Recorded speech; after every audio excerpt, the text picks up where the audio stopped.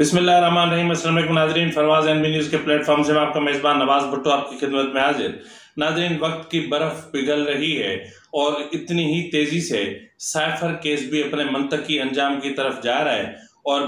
बज़ाहिर ऐसा लग रहा है कि इमरान खान एक भयानक सज़ा की तरफ बढ़ रहे हैं और इमरान खान के वकला ने भी हिम्मत हार ली है। ये मामला क्या है, इस पर भी हम बात करेंगे और बात करेंगे कि क्या बुशरा बीबी ने इस्टेब्लिशमेंट से कोई कंप्रोमाइज कर लिया है,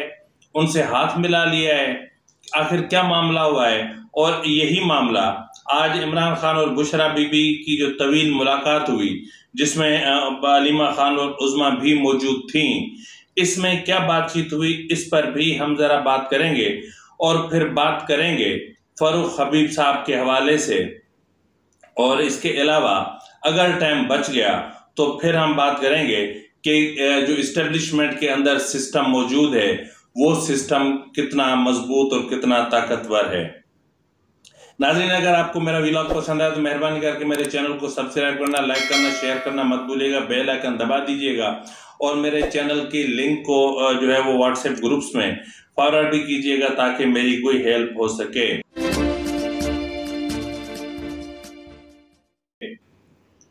नाज़रीन, जैसा कि मैंने इब्तिदा में कहा कि वक्त की बर्फ तेजी से पिघल रही है, या यूं समझ लें कि इमरान खान की मुट्ठी में वक्त की जो रेत है वो बड़ी तेजी से उसके हाथ से फिसल रही है। मामला जो है वो सिर्फ साइफर का नहीं है, यानी साइफर केस में जो ऑफिशियल सीक्रेट एक्ट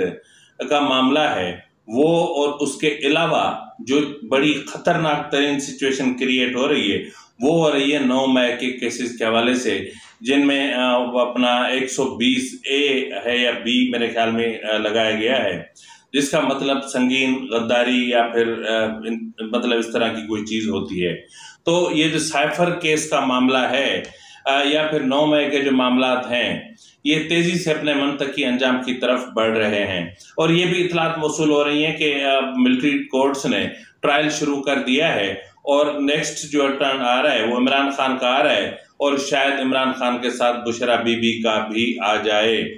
अब इस साइफर केस, तो पहले तो साइफर केस में सजा होनी है इमरान खान को। अब क्योंकि अगर जब तक मामला मिलिट्री कोर्ट में नहीं जाता तब तक ज़ाहिर मिलिट्री कोर्ट जो है वो योमिया की बुनियाद पर उस केस की समाअत करती है और फिर उसी तरह फैसला भी सुनाया जाता है। लेकिन साइफर केस जो है वो 17 अक्टूबर को 2 अहम तरीन चीजें होने जा रही हैं। एक, जहां इमरान खान की 17 तारीख को साइफर केस में फर्द जुर्म आयद होना है, ठीक उसी तरह 16 अक्टूबर को जो है वो नवाज शरीफ के राहदारी जमानत के हवाले से लाहौर हाई कोर्ट या फिर इस्लामाबाद हाई कोर्ट से रुजू किया जाएगा। लेकिन साइफर केस के हवाले से इमरान खान के वकला ने भी इमरान खान को जहन में ये बात डाल दी है कि भाई इसमें बचने का कोई चांस नहीं है, क्योंकि इसमें जो वादा माफ गवाह हैं वो आजम खान और कुछ दीगर लोग हैं, वो इतने उनके बयानात जो हैं वो इतने मजबूत है और ये केस इतना मजबूत है कि इसको लड़ना और इसमें से आपको बचा लेना, और वो भी ठीक उस वक्त जब पूरी इस्टेब्लिशमेंट आपके खिलाफ हो, तो मुमकिन नहीं है। तो इसलिए आपकी बचत का कोई इम्कान नहीं है। हाँ, अलबत्ता कुछ वक्त के लिए हम इसको इल्तवा में डालने की कोशिश कर सकते हैं। कभी हाई कोर्ट में दरख्वास्त दे देंगे, कभी सुप्रीम कोर्ट में दरख्वास्त दे देंगे, कभी ट्रायल को रुकवाने की कोशिश करेंगे, कभी हुक्म इम्तना लेने की कोशिश करेंगे, लेकिन करेंगे जरूर। दूसरी तरफ नाज़रीन, अगर देखा जाए तो जो खबर माने का है वो तो ऑलरेडी उसको एंटी करप्शन में जेल में बंद किया हुआ है। अब उनके बेटों, बेटी और बहन की बारी है, यानी बुशरा बीबी को दूसरे लफ्जों में ये पैगाम पहुंचा दिया गया है कि अब जो बारी आएगी वो खबर माने का कि यानी बुशरा बीबी के बेटों और बेटी और बहन की आएगी। और जिस तरीके से और जिस रफ्तार से उनके बैंक अकाउंट्स में जो है वो ट्रांजैक्शन हुई है वो हैरान कुन है। तो बहरहाल बुशरा बीबी के हवाले से टेलिंग्स जो अपना प्रोग्राम करते हैं, व्लॉग करते हैं सैयद इमरान शफकत साहब, उन्होंने इस चीज़ का जो है वो इंकशाफ किया है, या फिर उनकी अपनी अंडरस्टैंडिंग है, या उनकी अपना एक तज्जिया है या फिर राय है कि बुशरा बीबी ने इस्टेब्लिशमेंट के साथ कंप्रोमाइज कर लिया है, जिसके नतायज शायद आने वाले दिनों में निकलें। लेकिन मेरे ज़राए का ये कहना है कि ऐसा कुछ भी नहीं है। और आज भी मोहम्मद अली दुरानी ने ईवान सदर जाकर सदर ममलकत आरिफ अलवी, सदर ममलकत तो नहीं है, पीटीआई के सदर आरिफ अलवी से मुलाकात की है और उसमें बहुत सारी चीज़ों पर गौर किया गया है, जिनमें बिलखुसूस जो है वो इमरान खान को या इस्टेब्लिशमेंट के इमरान खान के बीच में जो दूरियां हैं उनको ख़त्म करने का मामला ज़ेर बहस आया है। इसके अलावा नाज़रीन अगर देखें तो आज इमरान खान से बुशरा बीबी की तवील मुलाकात हुई। इस मुलाकात में उज़मा खान और अलीमा खान भी मौजूद थीं।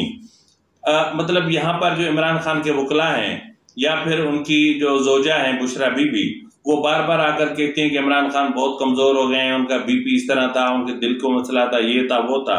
लेकिन उनकी बहन उज़मा खान ने अलीमा खान ने आज मीडिया से बातचीत करते हुए कहा कि ऐसा कुछ भी नहीं है और वो ठीक हैं, हट्टे कट्टे हैं और सही हैं और उनकी तबीयत को कुछ नहीं हुआ, उनके दिल को कोई तकलीफ लाहक नहीं है। इसके अलावा नाज़रीन अगर आप देखें तो फरूख हबीब का जैसे ही ये मामला शुरू हुआ है कि उनका किसी भी चैनल पे किसी भी वक्त इंटरव्यू आ सकता है, लेकिन मैं तो कहता हूं कि किसी भी वक्त बुशरा बीबी का या खबर मानिका का इंटरव्यू आ सकता है पहले। लेकिन यहाँ पर जो इतलात मौसूल हो रही वो हो रही है फरूख हबीब के हवाले से। नाज़रीन याद होगा कि गुज़िश्ता रोज़ जो मैंने व्लॉग किया था उसमें मैंने आपको शाहीन से भाई के हवाले से कहा था कि फरूख हबीब, उन्होंने लिखा है कि फरूख हबीब का इंतकाल हो चुका है और आज हफीजुल्लाह न्याजी ने जो है वो पूरी वजाहत और उसके साथ दिया है कि फरूख नसीम साहब जो अपना फरूख हबीब साहब जो हैं उन पर इतना तशद्दुद हुआ है कि वो तशद्दुद बर्दाश्त न कर सके और फिर वो जाम बहक हो गए। उन्होंने और भी कुछ कहा है, ट्वीट आपके सामने है, आप देख सकते हैं। बहरहाल इस तरह की जो अफवाहें या इस तरह के जो हफीजुल्लाह न्याजी जैसे एक मोतबर सहाफ़ी, सिर्फ उनका बेटा एहसान न्याजी अगर जेल में है, अगर उनका मिलिट्री ट्रायल हो रहा है, तो फिर अपने बेटे की गलतियों कोताहियों को भी देख ले कि 9 मई को किस तरह उन्होंने क्या क्या कुछ किया था, वो तो भूल बैठे हैं। लेकिन उनके कल तक जो इमरान खान के नाकिद थे, आज इमरान खान उनका हीरो बन गया है। नाज़रीन जाते जाते मैं ये कहूँगा कि बहुत सारी चीज़ें ऐसी होती हैं जो हैरान कुन होती हैं। रिसेंटली आपने सुना होगा कि कराची के ताजरों ने चीफ ऑफ आर्मी स्टाफ और कोर कमांडर से मुलाकात की थी और उसमें उन्होंने कहा था कि जी सिंध में एक सिस्टम मौजूद है, यानी एक ऐसा सिस्टम यानी करप्शन का सिस्टम मौजूद है और उस सिस्टम की जो निगरानी है वो पाकिस्तान पीपुल्स पार्टी कर रही है और ब्यूरोक्रेसी में उनका बहुत ज़्यादा असर है और ये सिस्टम इतना मजबूत और मुस्तहकम है कि इसका तोड़ना बहुत मुश्किल है। तो उस पर बहरहाल कोर कमांडर को जो है चीफ ऑफ आर्मी स्टाफ ने हिदायत जारी की थी। लेकिन अब ये पता चल रहा है कि जिस तरह सिंध में पीपुल्स पार्टी ने एक सिस्टम बनाया हुआ है कि ट्रांसफर, पोस्टिंग और